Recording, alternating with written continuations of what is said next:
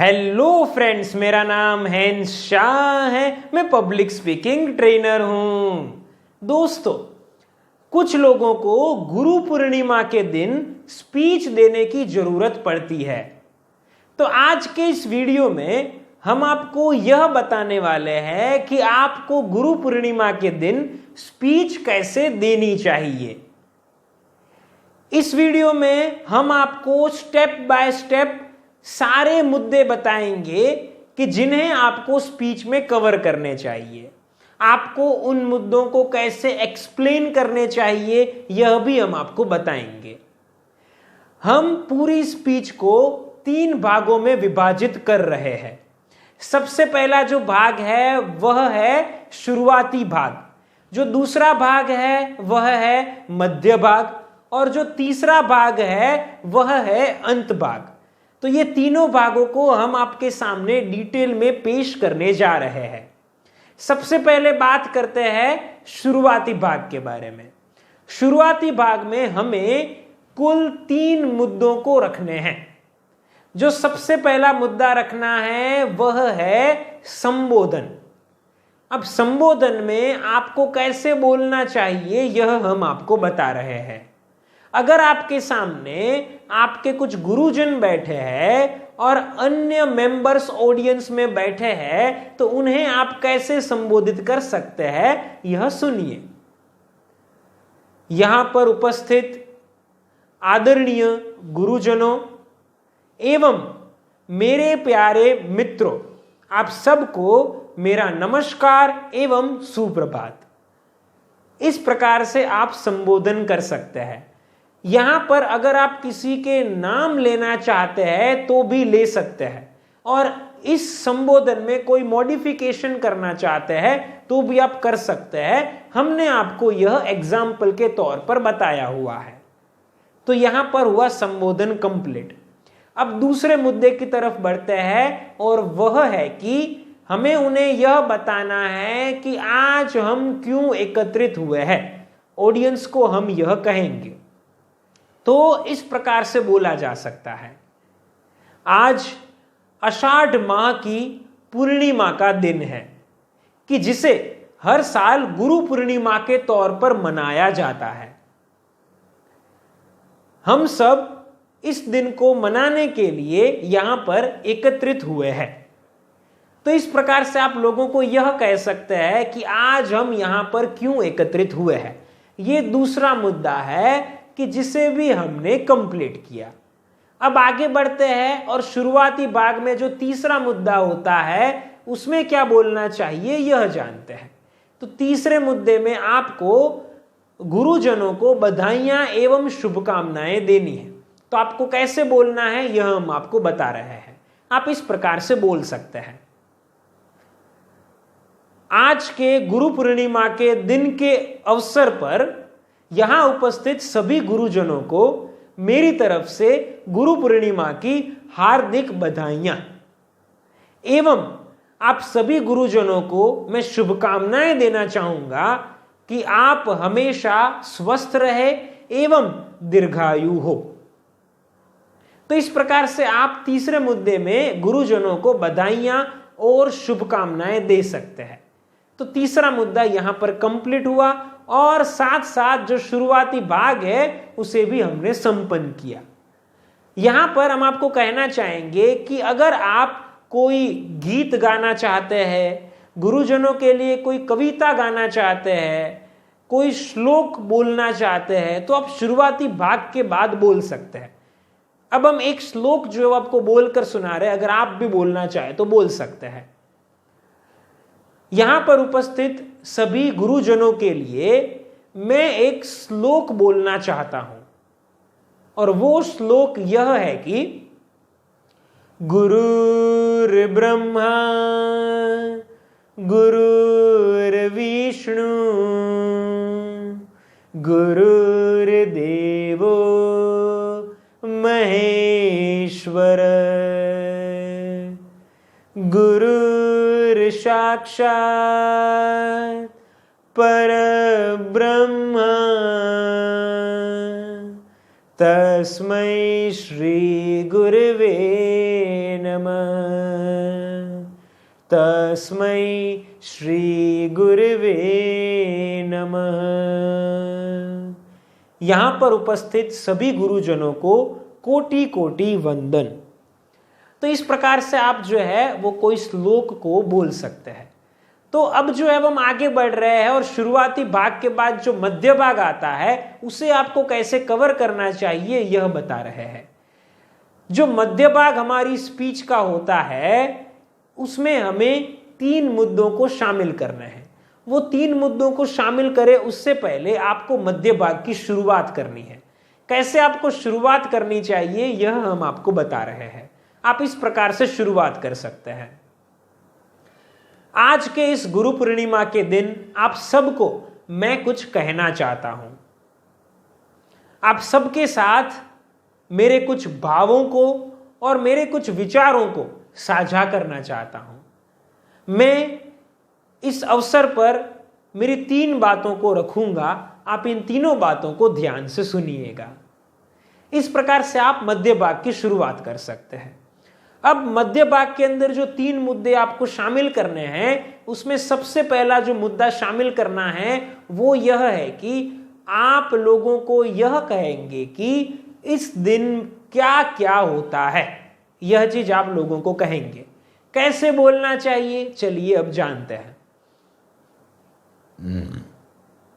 गुरु पूर्णिमा के दिन शिष्य बहुत ही उत्साह के साथ गुरु पूर्णिमा की तैयारी करते हैं। गुरु पूर्णिमा को किस प्रकार से मनाना चाहिए उसकी बहुत ही अच्छे तरीके से प्लानिंग करते हैं। वे बहुत ही एक्साइटेड होते हैं।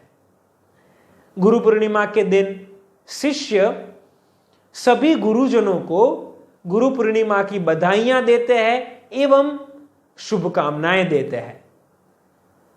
गुरुजनों के आशीर्वाद लेते हैं। गुरुजनों के ललाट पर तिलक करते हैं। गुरुजनों को कुछ शिष्य वैसे भी होते हैं कि जो उपहार देते हैं। गुरुजनों की पूजा की जाती है और इस दिन को मनाया जाता है। गुरु पूर्णिमा के इस सेलिब्रेशन के कारण गुरु और शिष्य दोनों का एक दूसरे के लिए प्रेम बढ़ता है। और इस दिन यह भी देखा जाता है कि इस प्रकार के सेलिब्रेशन के कारण गुरुजन और शिष्य दोनों इमोशनल हो जाते हैं।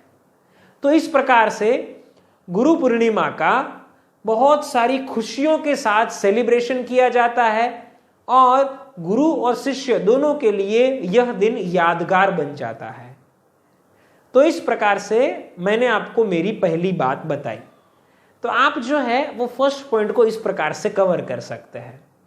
अब आप जो है वो आगे बढ़ेंगे और सेकंड पॉइंट को कवर करेंगे कि जिस सेकंड पॉइंट के अंदर आप यह बताएंगे कि भूतकाल और वर्तमान के सेलिब्रेशन में क्या अंतर है यह आप बताएंगे। कैसे बताना चाहिए यह हम आपको कह रहे हैं। आप इस प्रकार से बोल सकते हैं।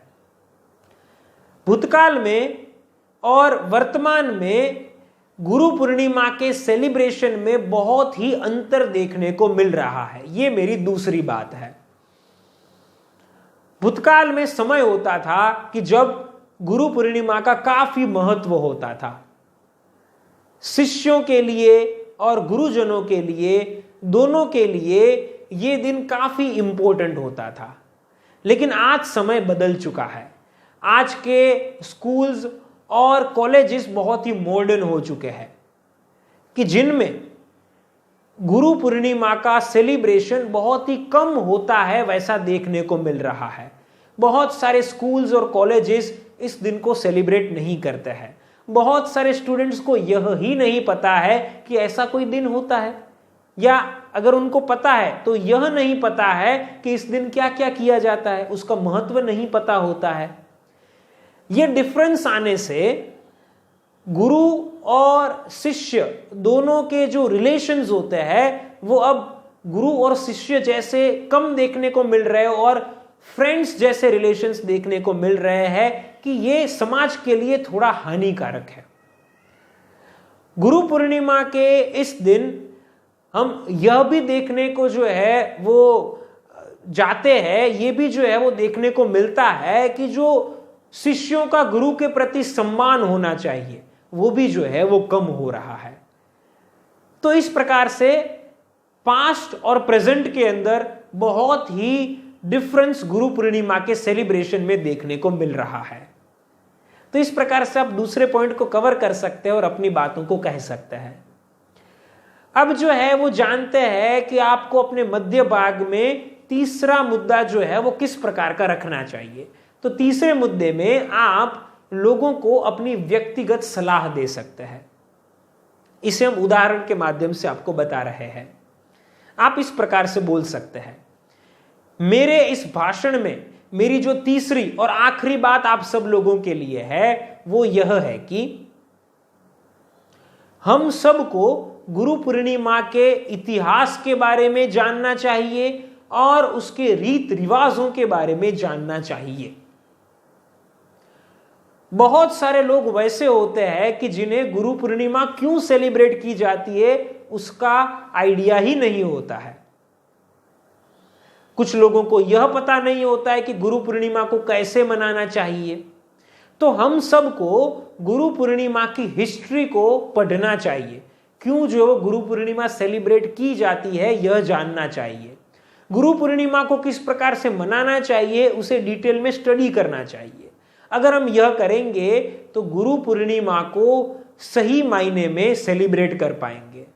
हम यह जान पाएंगे कि गुरु पूर्णिमा क्यों मनाई जाती है, कि जिसके कारण हम लोगों को भी जो है वो इसका ज्ञान दे पाएंगे। और साथ साथ जो जो एक्टिविटीज गुरु पूर्णिमा के दिन की जाती है उन एक्टिविटीज को कर भी पाएंगे। तो इस प्रकार से ये जो है वो मेरी तीसरी बात थी कि जिसमें हमने यह जाना कि गुरु पूर्णिमा के इतिहास के बारे में, मतलब हिस्ट्री के बारे में, और उसके रीत रिवाजों के बारे में, मतलब रिचुअल्स के बारे में जानना चाहिए।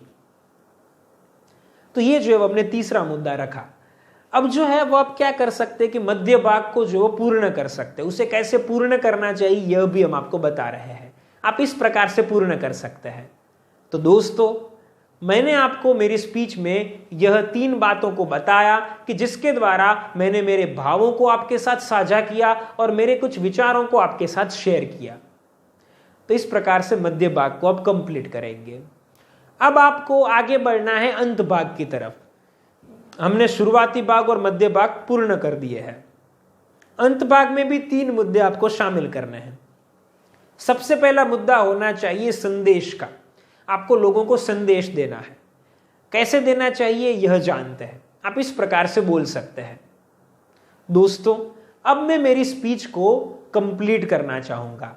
मेरी स्पीच को कंप्लीट करने से पहले आप सभी लोगों को मैं एक संदेश देना चाहूंगा। मेरा संदेश आप सब लोगों के लिए यह है कि आप सब लोग आपके सभी गुरुजनों को आज विश कीजिए। इतने सालों की पढ़ाई में आपने बहुत सारे गुरुजनों से कुछ न कुछ सीखा होगा। तो आप अपने सभी गुरुजनों को याद कीजिए, उन्हें फोन करके विश कीजिए, मैसेज करके आप विश कर सकते हैं, और अगर संभव हो तो उन्हें मिलने के लिए जाइए और उन्हें बधाइयां एवं शुभकामनाएं दीजिए। अगर आपके पास किसी का नंबर नहीं है तो आप कहीं से प्राप्त करने की कोशिश कर सकते हैं। लेकिन अगर आप यह करेंगे तो आपको भी बहुत आनंद होगा और साथ साथ आपके गुरुजनों को ऐसा महसूस होगा कि मेरे शिष्य ने इतने सालों के बाद भी मुझे याद किया। वो भी खुश हो जाएंगे, इमोशनल हो जाएंगे। तो आप सब इस चीज को करने का प्रयत्न कीजिएगा। तो ये हमने मैसेज जो है वो लोगों को दिया। ये फर्स्ट पॉइंट जो है वो कंप्लीट हुआ। अब दूसरा जो मुद्दा है वो है फिर से शुभकामनाएं और बधाइयां देना। इसमें आप इस प्रकार से बोल सकते हैं, एक बार फिर से यहां पर उपस्थित सभी गुरुजनों को मैं हार्दिक बधाइयां एवं शुभकामनाएं देता हूं। इस प्रकार से आप बोलकर अपना ये जो सेकंड मुद्दा है उसे कंप्लीट कर सकते हैं। और जो तीसरा मुद्दा है वो है धन्यवाद कहना। तो आप कैसे बोल सकते हैं? आप इस प्रकार से बोल सकते हैं, आप सब ने मेरी स्पीच को इतना ध्यान से सुना, इसलिए आप सबका बहुत बहुत शुक्रिया, धन्यवाद।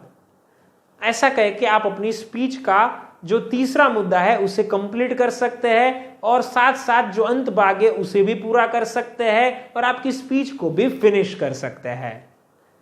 तो यह हमने आपको बताया कि कैसे आप step by step Guru Purnima के अवसर पर स्पीच दे सकते हैं।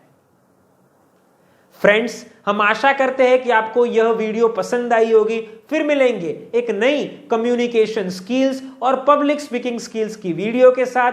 तब तक के लिए थैंक यू फॉर वॉचिंग।